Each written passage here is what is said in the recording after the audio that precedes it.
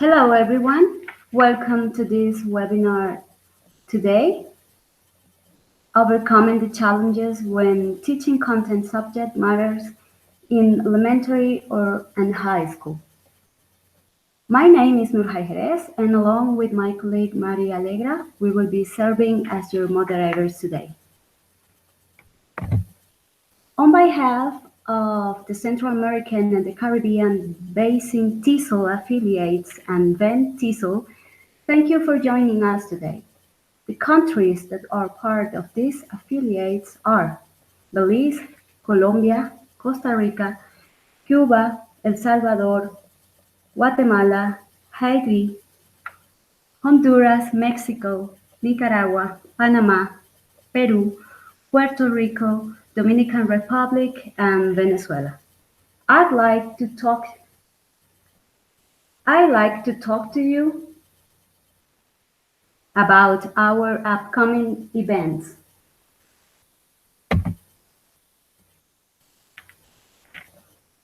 TESOL Colombia 2019, Going Beyond Theory, Rejuvenating Literacies. Date, May 16th to 18th, 2019. Universidad de La Sabana, Chía, close to Bogotá. Call for papers deadline, December 15th. Trends, assessment, innovation in methodology and material design. Teacher development, digital learning experiences, teaching and learning communities, language learning and literacies.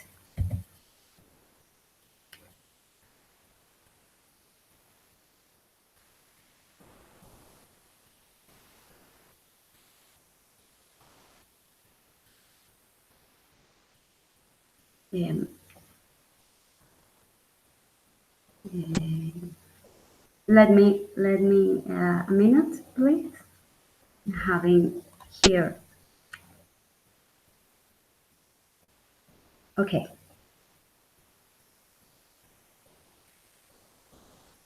These are our upcoming events. TESOL Colombia 2019, Going Beyond Theory, Rejuvenating Literacies, May 16th,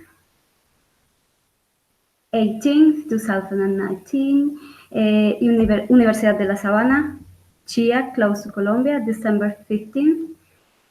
Trends, assessment, innovation in methodology and material design, teacher development, digital learning experiences, teaching and learning community, language learning and literacies.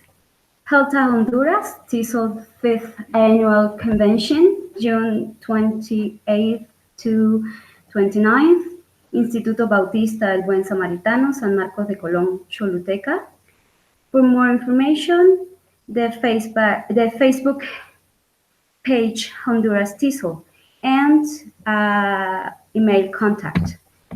ACPI TESOL Costa Rica Convention 2019, Competences and Teaching Practices for Effective Performance, July the 3rd to the 5th, 2019, San Jose. And Fueling the Passion for Teaching KICKOFF TOUR. Fasten your seatbelts and join us on this tour previous to our 37th National Convention. Stay tuned. This is from TESOL 37th National Convention, June and July 2019, and there you have our media contacts. Before we get started, I'd like to go over a few items so you know how to participate in today's event. You'll have the opportunity to submit. You'll have the opportunity to submit text questions to today's presenter by typing your questions into the chat box on YouTube. You may send in your questions at any time during the presentation. We will collect these and address them at the end of the presentation. Moreover, a certificate of attendance will be emailed in PDF format upon successful completion of this webinar. In order to earn this certification, you will be emailed by TESOL in the next 2 days, and you will have to reply this email answering 2 out of 3 questions correctly. And those questions are: question 1, what is the difference between a CBI course and an EFL course? Question 2, what is scaffolding? And question 3, what does Open Educational Resources stand for?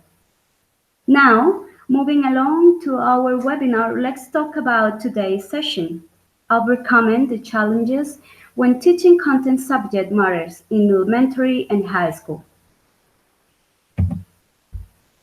Nowadays, it has become troublesome for instructors to teach content classes in L2 settings, where students do not know English yet or have a poor proficiency level. Some teachers have gone for switching to L1 when teaching the content in order for students to learn. In another scenario, teachers have focused on teaching English only and not the content. Therefore, this workshop is for teachers who are already teaching or in the future plan to teach content classes, math, science, history, etc., in bilingual institutions, in elementary or high school. Besides, it will provide teachers with a variety of techniques that will help them teach content completely, adjust the difficulty to task to make lessons appropriate for students that are learning content in L2, formulate measurable language and content objectives, create lessons that will promote and maximize students' language and content learning. Moreover, it will help teachers maintain balanced teaching of both language and content by facilitating hands-on activities that are supported by the necessary background and theoretical information. Now, it's a pleasure for me to introduce you our presenter, Meinder Montenegro. Meinder Montenegro currently works at UCA University and Access Program in Nicaragua, holds a Master in Education, Bachelor degree in TEFL, a graduate course in Content-Based Instruction, and has taken 2 international certification programs, one of them at Hunter College and the second one in SIT TESOL at Centro Espiral Maná, Costa Rica. He has also been in charge of 2 MOOC camps, one about content-based instruction and another about teaching grammar communicatively. Professor Montenegro has taught English for 13 years and social studies for 7 years. He has also been a presenter at the NICA TESOL conference, held at TESOL in Honduras, Vita TESOL in Bolivia, EFL talks and workshops done in the Caribbean region of Nicaragua. So, it's a pleasure for me to give you a warm welcome, Professor Montenegro. Thank you so much for being here with us today. Thank you so much for this opportunity this morning. So to start with, I would like to thank TESOL for giving me the opportunity to be here, and also and all the members for the Caribbean as well for allowing me to be here as well. Okay, so here we go.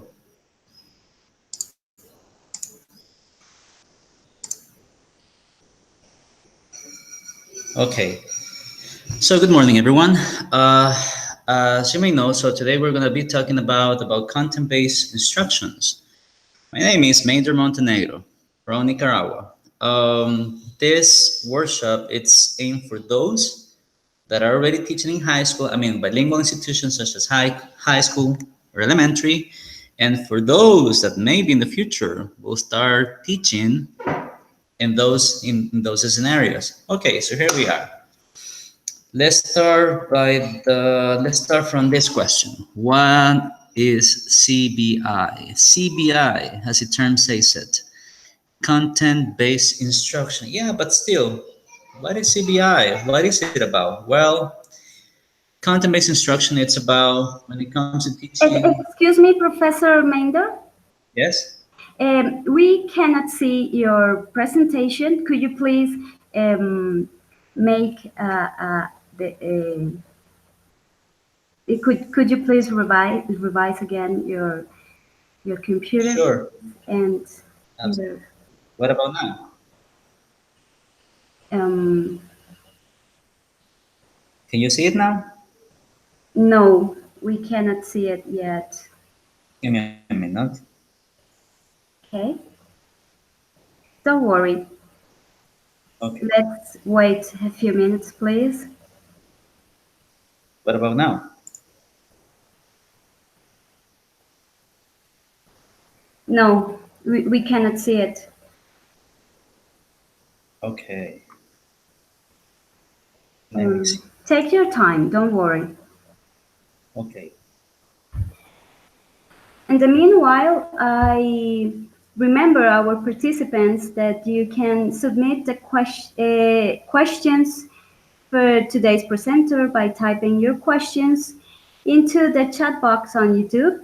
You may send in your questions at any time during the presentation, and we will collect these and address them at the end of the presentation, and you will have the answers to those questions. So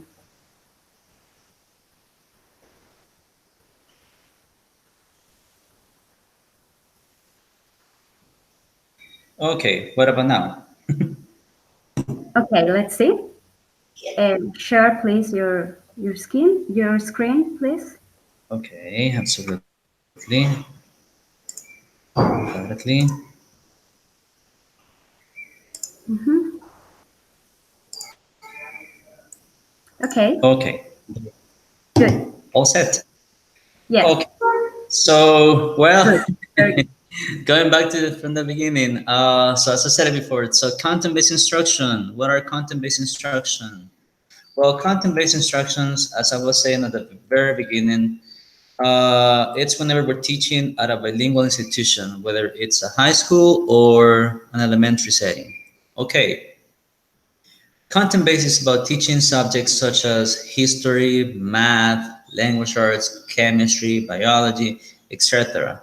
But the focus is not only on teaching the content, but also teaching English, meaning that even though these institutions are bilingual, we do know that in our Latin American region, we still have students that get into bilingual schools without possessing a good proficiency level of English.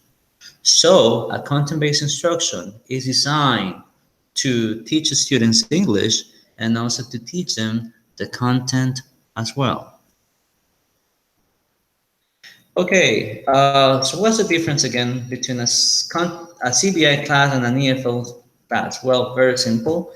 EFL, it's only about teaching English. Let's say, for example, we have a series of textbooks. The purpose is only to have students learning English, nothing out of that. But CBI, as I said it before, it's about teaching about the subject, history, science, chemistry, etc., and also teaching English.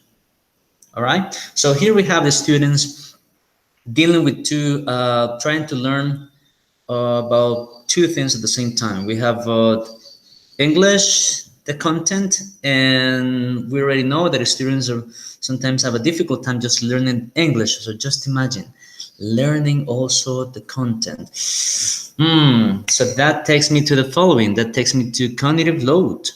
Okay, so what cognitive load is? Okay, cognitive load, it's about the following. Uh, Sometimes as teachers, mainly when teaching at bilingual institutions, we tend to rely on textbooks.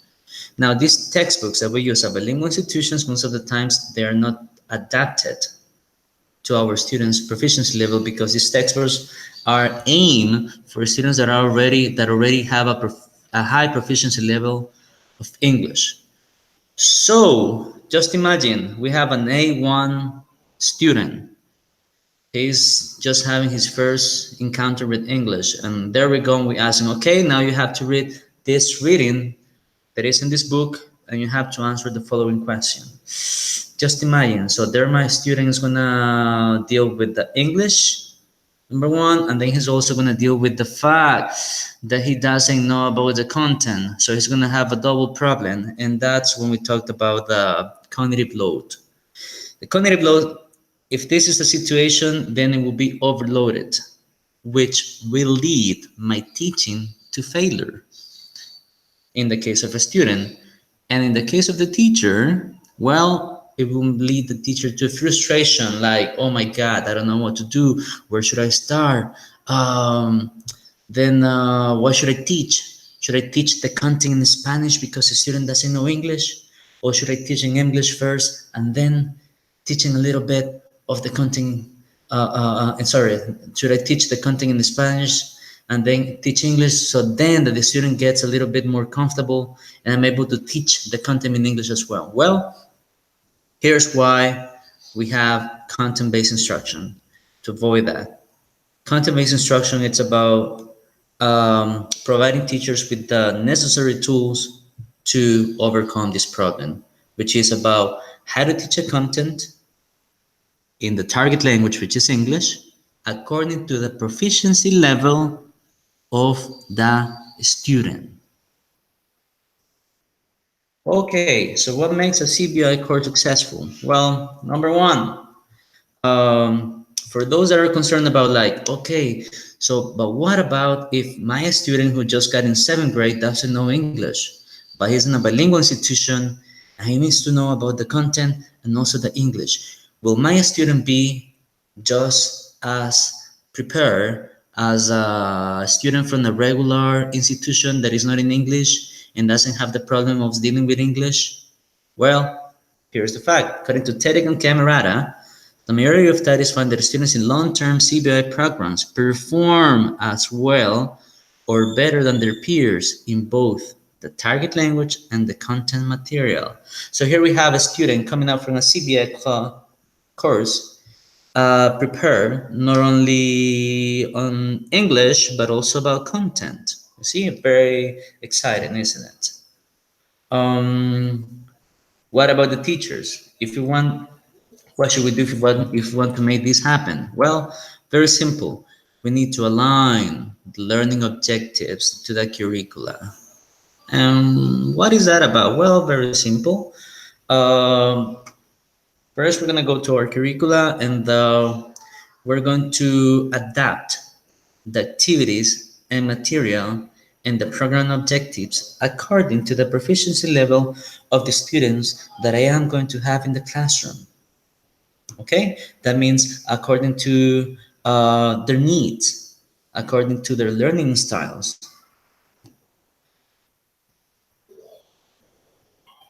Okay, teachers, what should teachers do? What is another thing that we should do? Always keep students in the target language. Just because a student doesn't know English, it doesn't mean that we're going to go back to Spanish right there and we're going to give them the content vocabulary in Spanish. What about pictures? They work. Provide effective feedback on both language and contents. Even though we're content teachers, in here, accordingly to content-based instructions, we need to guide students through the path of learning English and also the path of learning the content. That means that we're going to be giving double feedback, as it says. Feedback on English, feedback on content. Um, okay, but how can I make my students to be able to grasp, to internalize both faster? Well, simple. We need to give students enough linguistic support so that they can follow what is happening in class and make sure that the students control the language that they need to perform the task as of them. Okay, but what do I mean by this?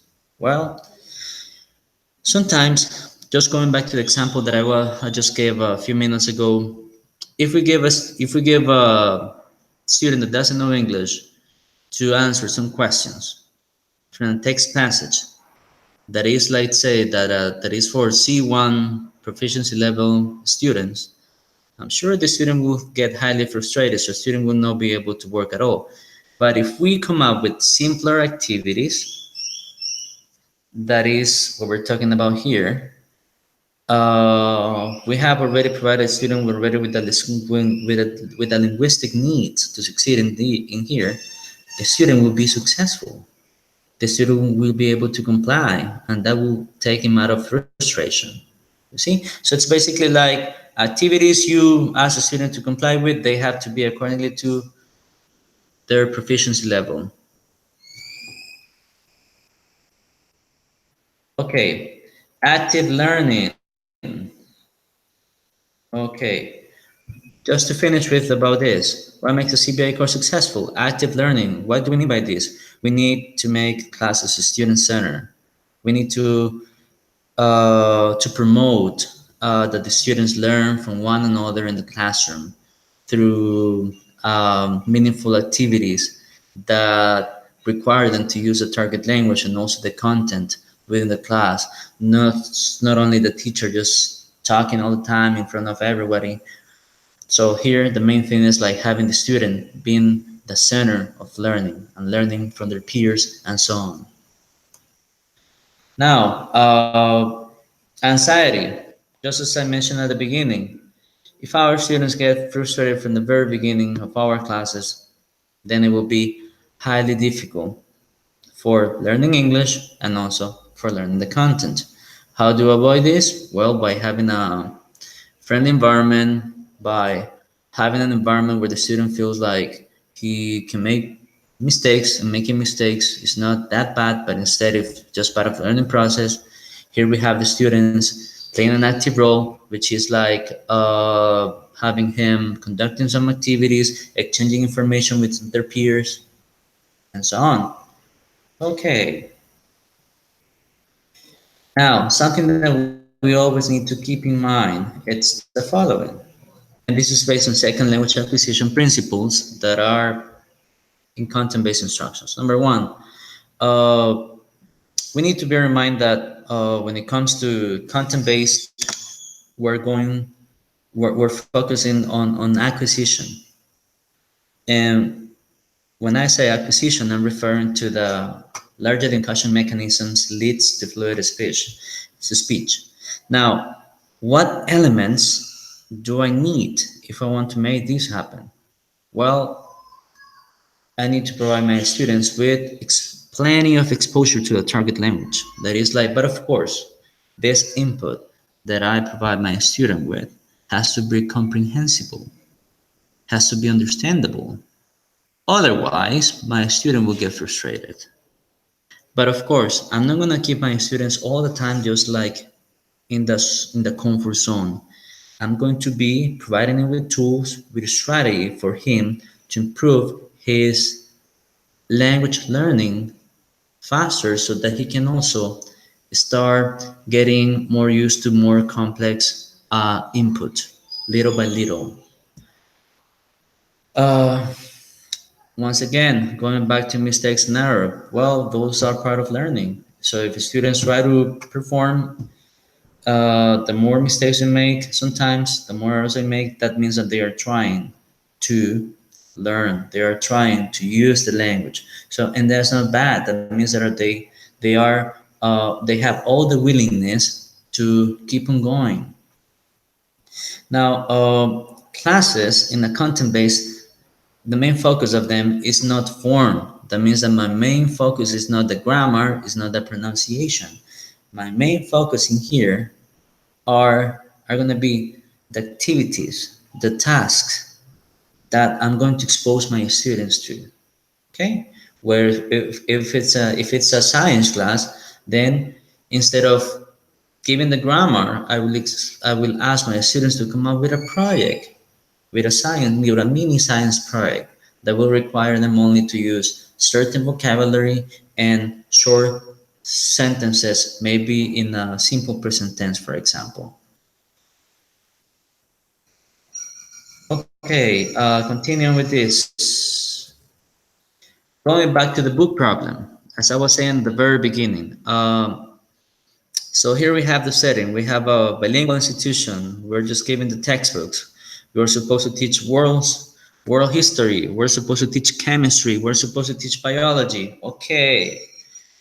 If we use the book right from the very beginning and we follow every activity that the book recommends, and we have, and our audience are mostly beginner English beginner level students, will they be able to handle it? No, I don't think so at all. That's why we need to adapt the material that we're going to be using. I'm not saying that we're going to put the textbooks aside, but we're going to use the textbooks as a guide. Okay, so if we're using the textbook as a guide, that means that textbooks have certain vocabulary and have certain yes, I have certain vocabulary that has to be um, mastered, understood, so that and that the students have to use it. Okay, so that vocabulary should be presented. If we have beginner English level students, of course, should be presented to the level where students don't find it that difficult to understand and don't find the ideas that difficult to understand. Okay, now just another tip right here. Uh, when it comes to English, short terms, short words tend to be high frequency words. So when it comes to adapting a text, let's try to use short words, so that the students can understand them faster. Sentence length, we should keep them short if we have beginner level. I mean, if we have A1 students. And when it comes to passive sentences, mostly in social studies, we find plenty of passive sentences that a student have a hard time understanding. So we should make them into active voice so that the student have a better idea of what is in the text and what is it that they are listening to. Okay, now we're gonna go to a very important part in here, and this is lesson planning. Okay, what about lesson planning? Well, when it comes to lesson planning, we need to keep in mind that our objectives and our activities follow a proper scaffolding. And that is why right now I'm bringing this to the table, which is Bloom's taxonomy. I'm sure that most of us are quite aware with Bloom's taxonomy. So just remember, it's the first week of class. You know, the first day was mainly introduction, talking about oneself and etc. But on the second and third class, in there, the students are going to be exposed to the content already. Where should we start? Should we start like, okay, um, pollution, create a plan to solve pollution on the very second day of class? Impossible. Where should we start? We should start from here. We should start from objectives that go to the remember part. Then we move to understanding, then apply, then analyze and evaluate, then create. And this will happen maybe in a 2 weeks or necessary 3 weeks period, but little by little. So we need to follow this order. Okay? Okay, again with lesson planning.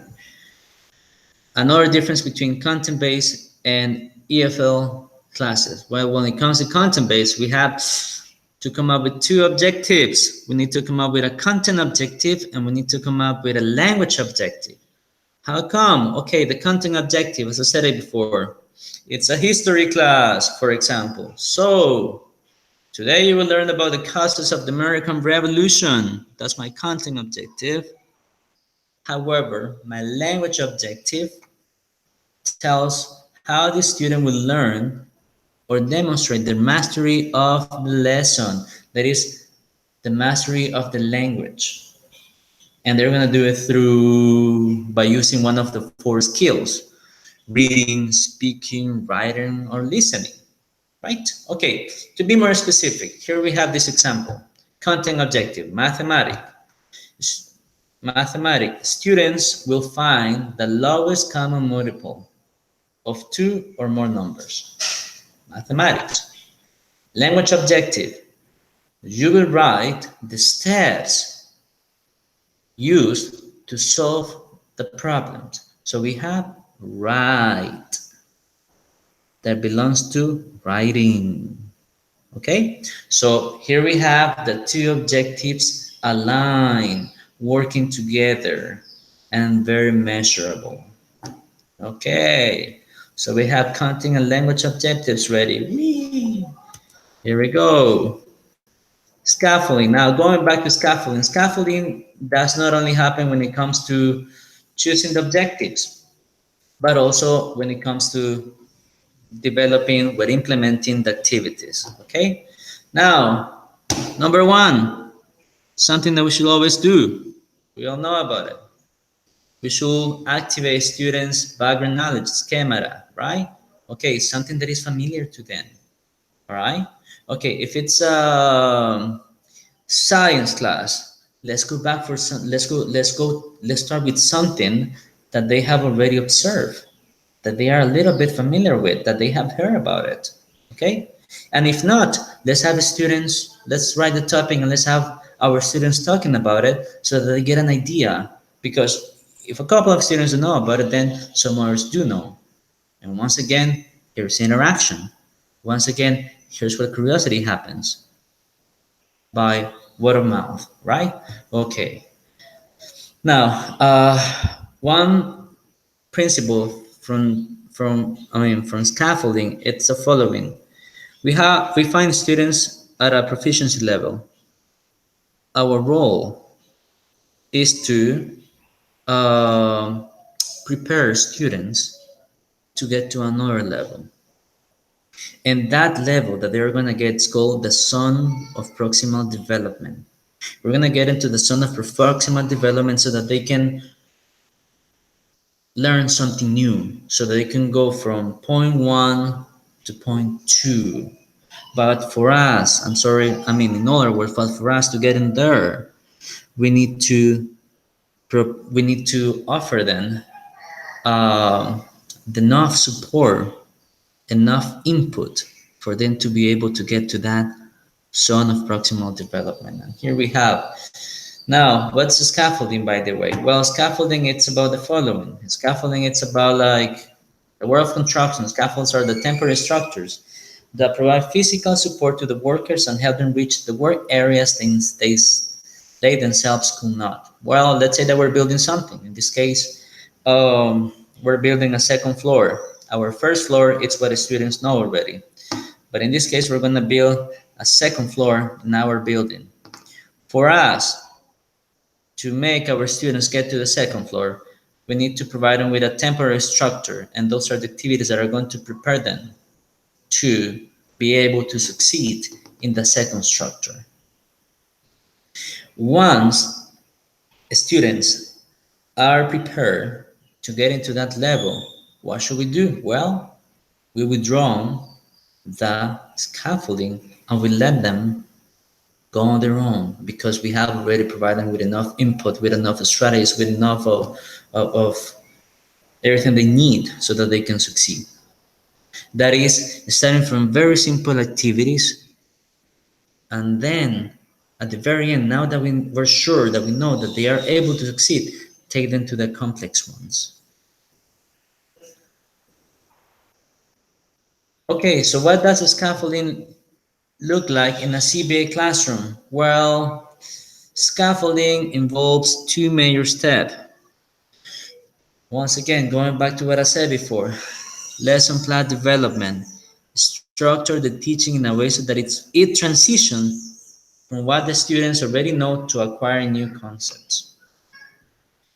Now, but our focus in here, we're going to prepare the students on the content and also in the language part. Okay? Some techniques. Think aloud. We make the students like to reflect on the following questions. What do I know about this topic? Do you understand what I just read? What do I think I will learn about this topic? Like creating curiosity among students. Like I said it before, curiosity is what fuels the students' desire to learn more and to continue in the class, to feel like they want to go beyond a lesson and not only stay in their comfort zone. And of course, pre-teaching vocabulary. We also have another pre-teaching vocabulary. We also have think per share. We start from individual work, then to cooperative work, and then we move to groups. And of course, the use of visual aids. They play a key role and they help us uh, to stay in the target language when teaching. Okay, so here we have the following. Also part of our lesson planning, we have the following. We have these resources. OER stands for Open Educational Resources. And what are they about? Well, open educational resources are basically websites that are already, that were already designed for students. Okay, let me just give you an example of one of them. So here we have it. It's getting ready. Okay, so here we are. So basically, these websites, as you may see right here, they are based on the different subject areas: applied science, arts and humanities, English language arts, history, etc. And there you have a longer list. Education level, since content-based is not only happening in elementary or high school settings, and but also university. We have the education level: preschool, lower primary, upper middle school, high school, community college, graduate, professional, career, technical, adult education, right? And here, we just basically type whatever we need. Let's say, here's my topic: world history, Middle Ages, world history, the Renaissance, okay? And this is not that needed, but if you want to be more specific, and you want to, and you want to stick to the book that in a way you're using, you want to follow the pattern, you want to follow the book's standards, well, you can go here and you choose the one you want to go for. Okay, so that's what we have. Okay,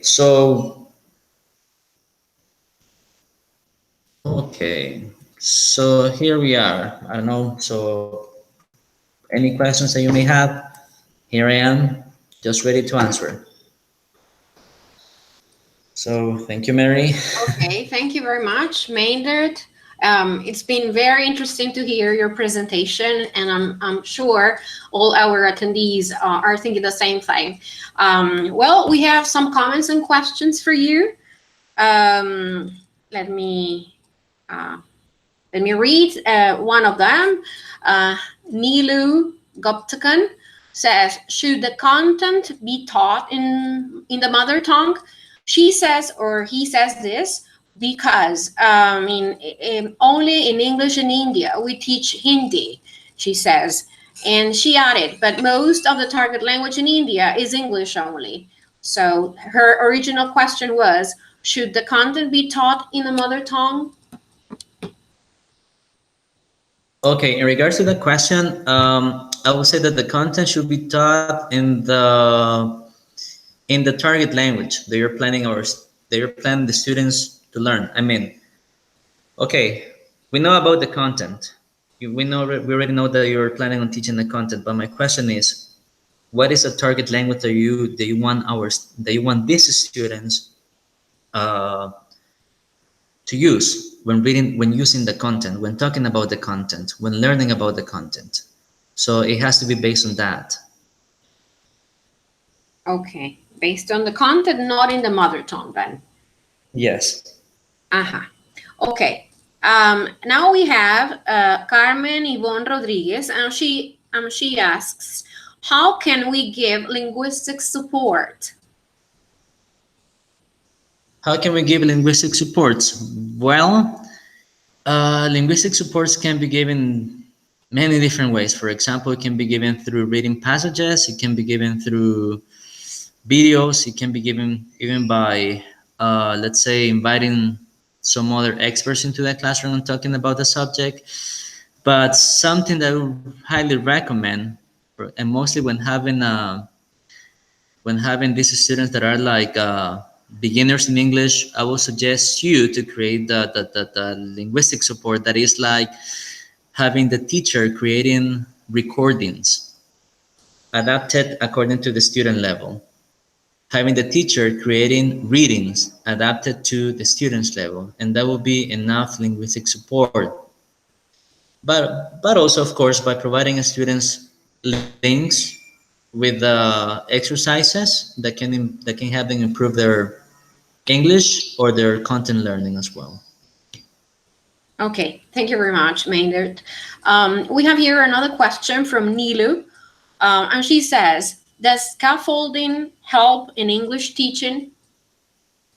It totally does. It totally does. And this is something that I was just talking with some of my students last week. Is that scaffolding helps a lot in English teaching, because first we prepare, if we want our students to produce the language, to perform well in productive activities, in production activities. First, we need to prepare them with the vocabulary. We need to prepare them with certain phrases that they are going to use, so that then they can succeed in productive activities. For example, if it comes to asking to write something, if it comes to asking to participate in a debate, if we ask them to do a role play. So yes, absolutely, scaffolding, it's everywhere. It's in English and also content based.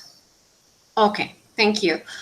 Here we have another question that has a comment. I will read the question first and that's the comment. It says, could we improve students' confidence with the help of other students? And someone else, Euclides Manuel Suritai, says, I think also we can combine the strong students to help the weaker, and we can have a good feedback for the task. What do you think? I absolutely agree with you. And that's the purpose of this. Sometimes a student, just by having only the teacher explaining the class or only learning from the teachers, sometimes they feel nervous. They feel like, oh my God, I shouldn't ask this question because maybe the teacher's going to get angry, or she's going to see me like I should know this. So content and language learning happens best whenever it happens among student-student interaction. One point that he mentioned is that having like stronger students with weak students, that's really good, but also mixing them. Having weak students also allow them to, in a way, it promotes the need of one of them, or the two of them, to improve, because they feel like they have to do something, they have to learn from each other. So basically, cooperative learning is what really works when it comes to teaching content and language learning. So we could apply what we do in an EFL class. Everything that we do in an EFL class can be also done here, so students join and help each other, right? Absolutely. Okay, so good. Here we have another question from Carlos Mayorga. Hello, Carlos. How can CBI improve the teaching or learning process? The teaching and learning process. Okay, I'll talk about a little bit about my experience. Well, I was only an English teacher, and once I started teaching at a bilingual school, I felt that I only had to come up with a single objective, and my objective was only based on the content, not on the language. As time passes by, I noticed that in the first semester, my students were not doing good when it came to the English, and I felt kind of frustrated, because I was like, should I teach only English, or should I teach the content in Spanish and also teach them English? What should I do? So I was kind of frustrated, and that's where learning about CBI made my life easier, I would say, because now I'm more aware of what activities should I come up with, and how my students basically learn. So absolutely, it improves teaching and also improves learning. Okay, so good. Thank you. Here we have another question from Vijayan, sir. It says, would elaborate the difference between language learning and language acquisition? Language learning and language acquisition. Okay. Uh, Language learning sometimes does not stay in the student's mind forever. It's quite temporary. And going to language learning, going to only teaching vocabulary isolated or teaching grammar isolated. So just to give an example, grammar, we explain to students all the rules and everything, but we explain them the rules without context. So it's not meaningful. When it comes to acquisition, the role of acquisition is teaching inductively, making that students get this language in an unconscious way, and that only happens when we expose the students to real life situations. That means meaningful context. For example, let's say that we're gonna talk about the present progressive.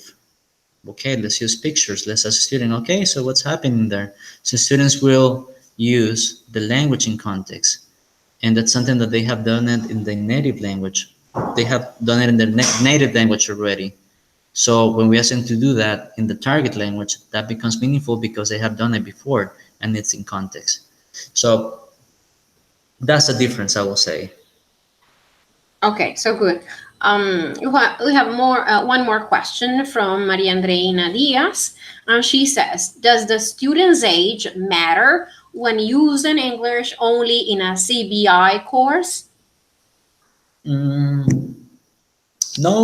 it doesn't matter. But if you have kids, well, I can say, well, I said it doesn't matter, but I will say that it matters in the sense of on the activities that you choose and on the kind of input that you expose to the students.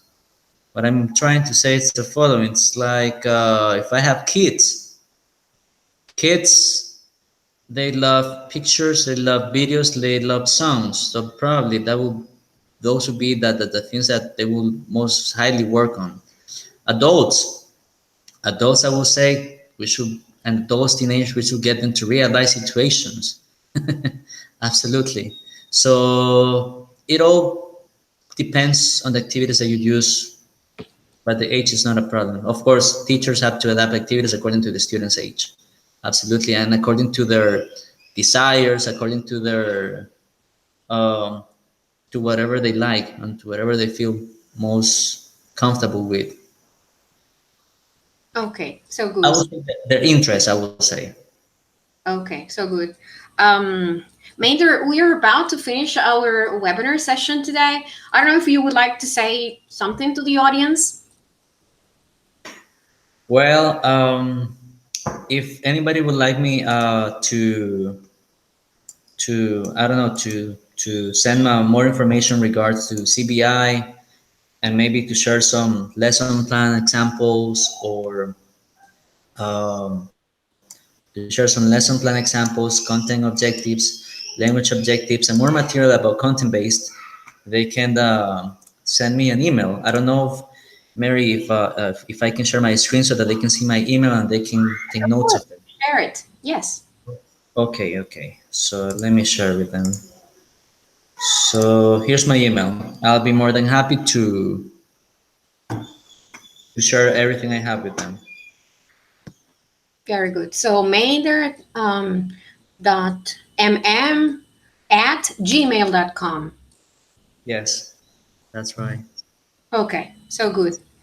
Well, we would like to thank you very much, Maynard, for representing Central American and the Caribbean, for representing Latin America, for representing Nicaragua, and for being here this day, which is an important day for everybody, right?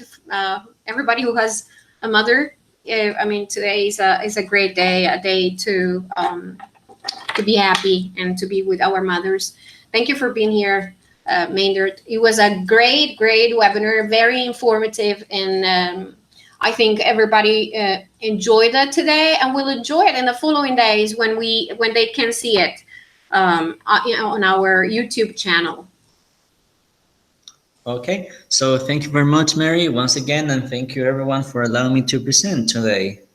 Thank you so much for everyone's attention, and let's just keep in touch if needed.